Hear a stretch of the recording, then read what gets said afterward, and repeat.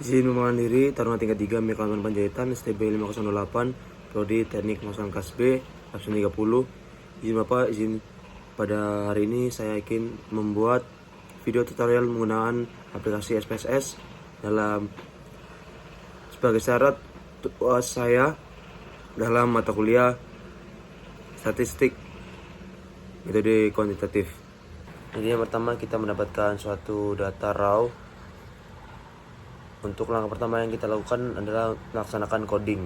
Di sini saya untuk codingnya jenis kelamin laki-laki dan perempuan saya tulis 1 dan 2. Untuk pendidikan tidak tamat SD 1, SD 2, SMP 3, SMP 4, dan 5. Nah, setelah itu kita pindahkan ke data raw dan kita sesuaikan. Dan kita copy, lalu kita paste ke dalam aplikasi SPSS. Nah, di sini terdapat data view dan variable view. Untuk datanya kita copy di data view. Untuk hasil codingan yang tadi kita pindahkan secara manual satu persatu jika ada bentuk codingnya seperti ini. Semua data yang kita dapat kita pindahkan ke dalam variable view.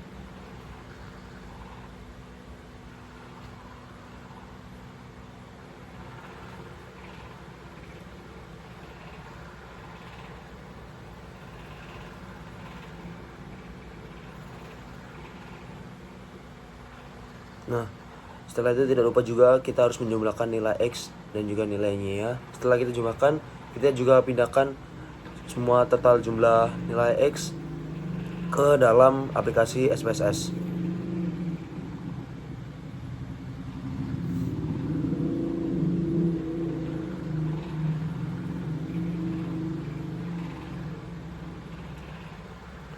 Setelah kita pindahkan nilai X, lalu kita pindahkan semua hasil total nilai Y.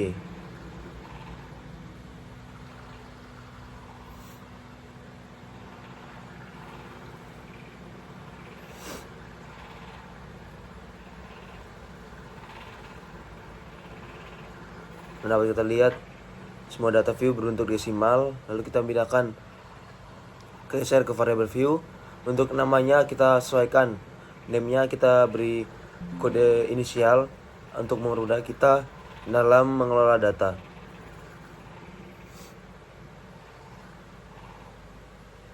Untuk usia saya bentuk menjadi US, fonis saya ketik di DFNS pendidikan, BDK, kasus, kas, lalu ada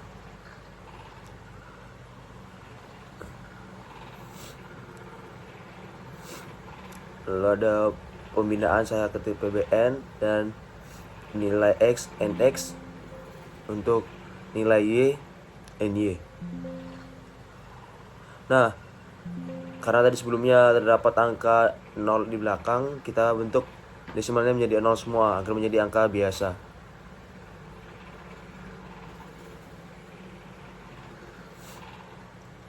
Berikutnya kita beri label sesuai dengan data raw yang kita dapatkan.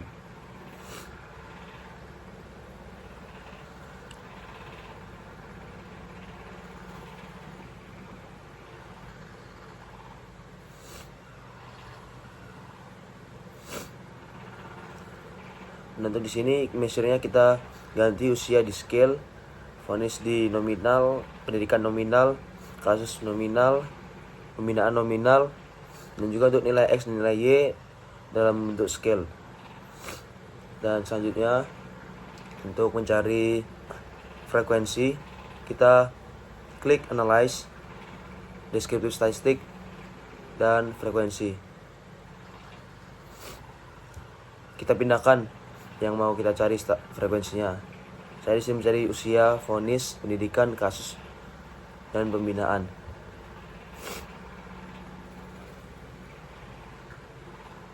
Yang berikut muncul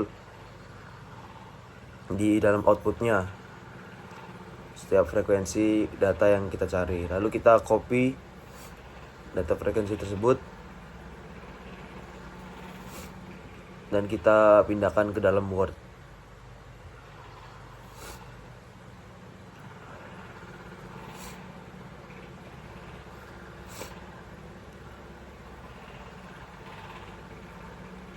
Nah, setelah dipindahkan di Word, kita dapat tahu data-datanya. Lalu selanjutnya untuk mencari data median, modus, meannya, caranya sama. Hanya saja kita klik statistik, kita centang mean, median, modus.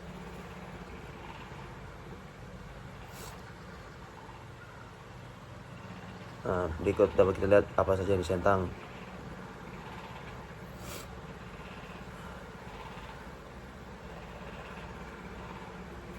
Klik continue dan oke. Nah, berikut muncul statistiknya. Kita copy, lalu kita pindahkan juga ke dalam Word.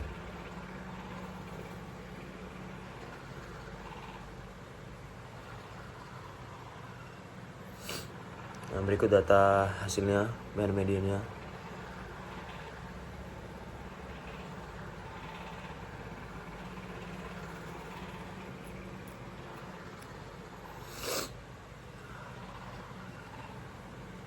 Nah, kita dapat minta bantuan ChatGPT untuk dalam proses presentasinya dalam menjelaskan gambar yang telah kita lampirkan di Word.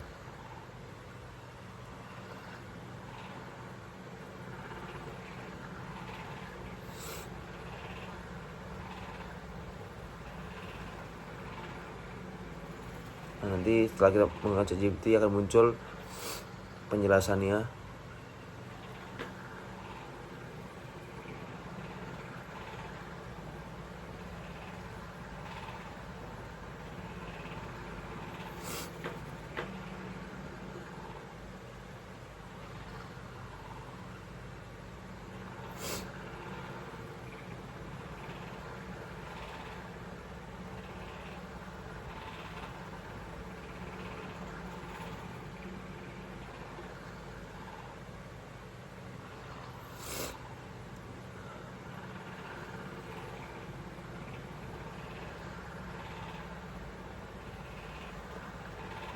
Nah, dapat kita lihat nilai modus 5 menunjukkan kelompok usia tertinggi dan cukup dominan.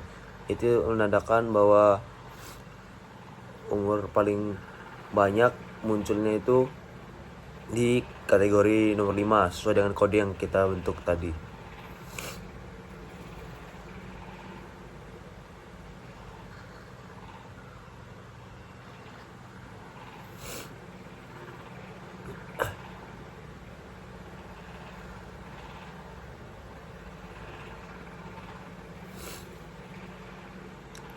Setelah itu kita akan mencari pengaruh nilai Y ke X dengan cara pengaruh nilai X ke Y dengan cara klik analyze, lalu regression dan linear. Nah, kita masukkan nilai X dan juga nilainya.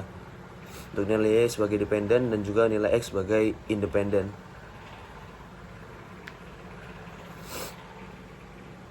Klik save dan unstandardized, lalu continue. Oke. Nah, di sini terdapat data regressionnya yang telah kita dapatkan. Setelah itu nanti muncul angka residunya.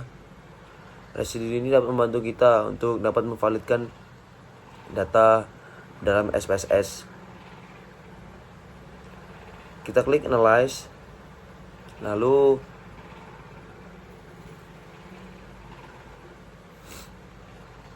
klik non parametric test.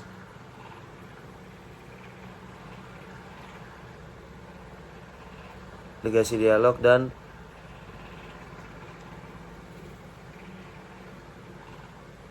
one sample, masukkan data residunya,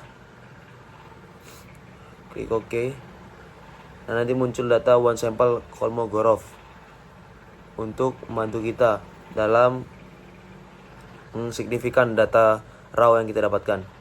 Kita copy dan juga kita pindahkan ke dalam Word. Nah, di sini terdapat asim.sig to tail 0,57. Ini merupakan tabel yang membantu kita tandai dulu.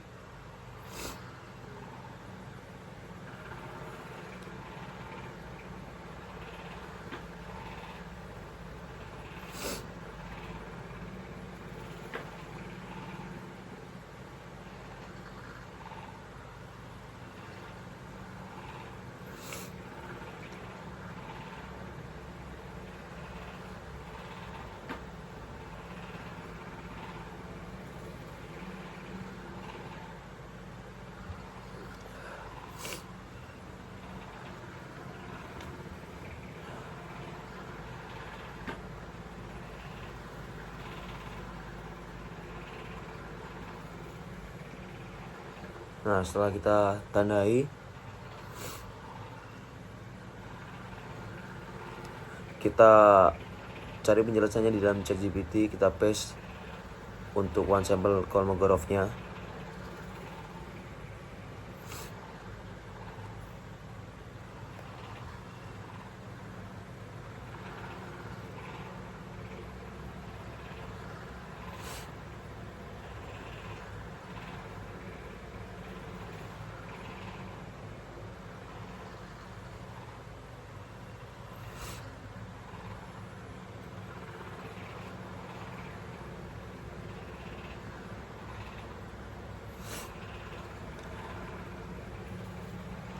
Dan nanti akan muncul penjelasannya.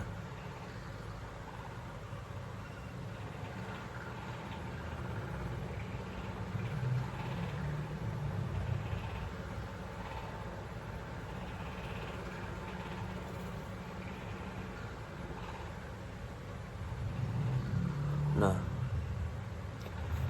kita copy dan juga kita pindahkan ke dalam Word.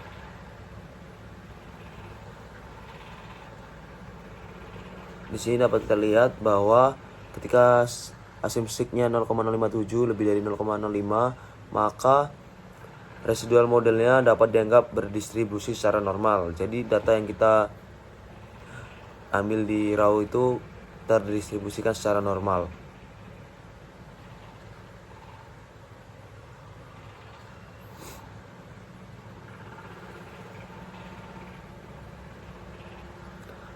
Setelah itu kita kembali ke dalam aplikasi SPSS, klik analyze, regression, linear, lalu on standardized tadi kita on centang, klik continue.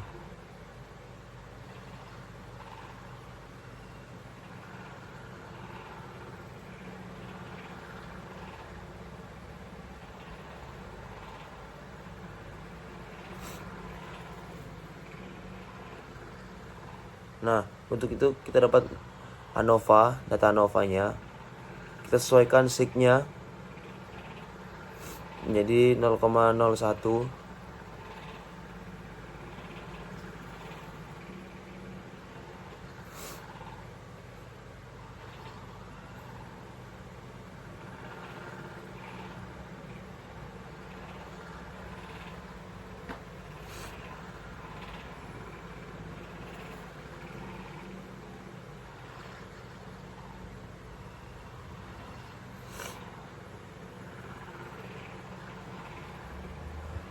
Nah, lalu kita berikan penjelasannya.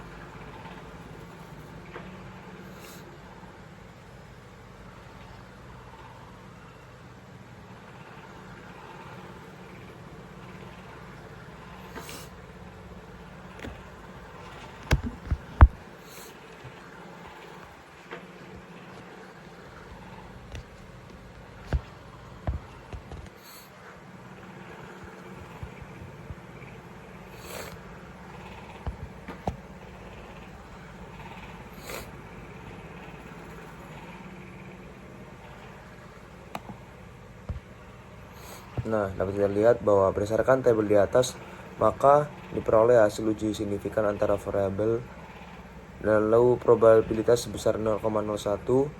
Jika nilai kurang dari 0,05, hasil uji signifikan yang diketahui, maka nilai signifikan sebesar 0,01 kurang dari 0,05.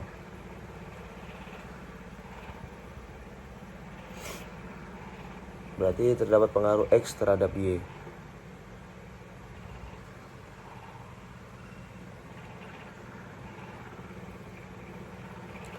Setelah kita dapat menjelaskan ini, kita lanjut ke dalam aplikasi SPSS dan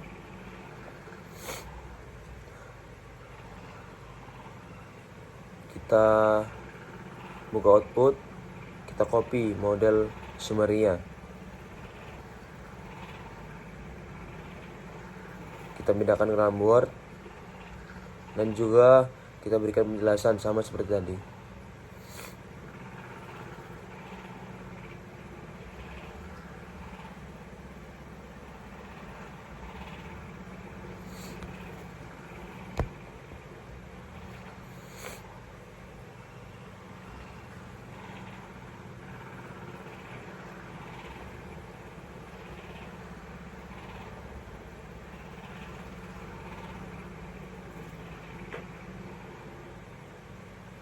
Nah, untuk S-score-nya kita tandai. Lalu kita dapat mengetahui dapat bantuan dari ChatGPT untuk mendapatkan penjelasannya. Kita copy, lalu kita pindahkan ke ChatGPT.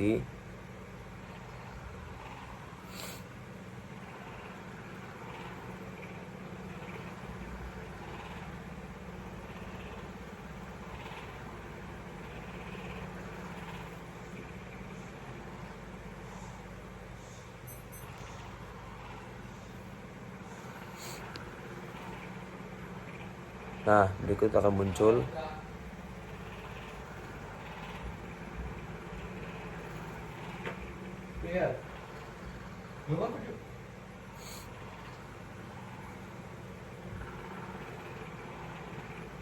dapat kita ketahui bahwa R-square merupakan koefisien determinasi dengan angka 0,675.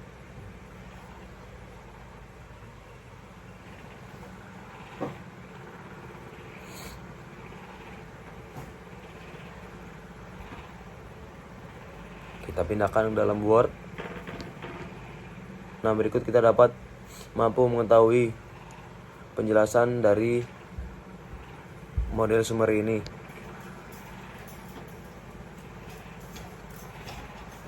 Yang dimana 67,5% menunjukkan bahwa nilai X berpengaruh terhadap nilai Y, dan nilai X sebagai prediktor memiliki kinerja yang sangat baik.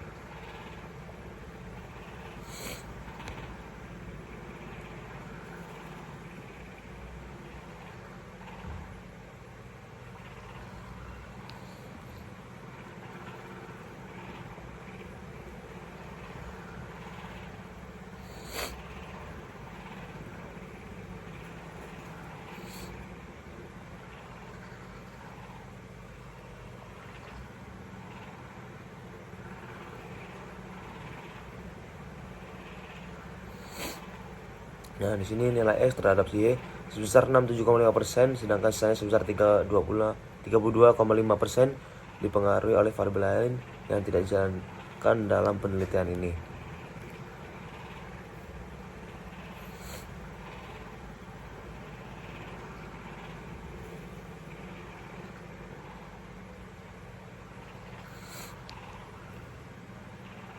Yang berikut merupakan hasil video saya. Kiranya ada salah kata.